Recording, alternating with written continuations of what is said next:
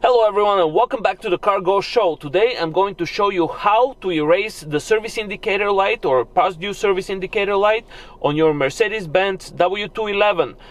Whether it's E350, E320, E200 or E55 or E500, it is the same for the models from year 2003 to 2009.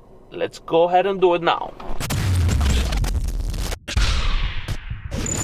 Okay, so first we're gonna put the key in ignition and start the car.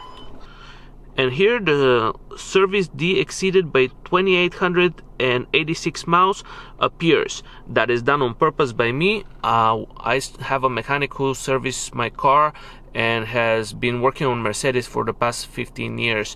I made him do that on purpose so I can show it in the video. So let's see how we can reset this. Shut the car back off, remove the key, reinsert the key and put it on the first position. After that, go ahead and press this little thing 3 times. And that gets you inside the hidden menu.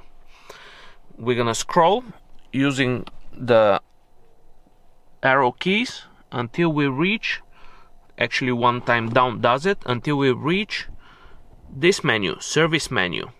Now we're gonna use the plus and minus signs to go up and down to confirmation. After which we're using this little menu shuffle thing down, pressing it once and selecting full service, pressing it second time.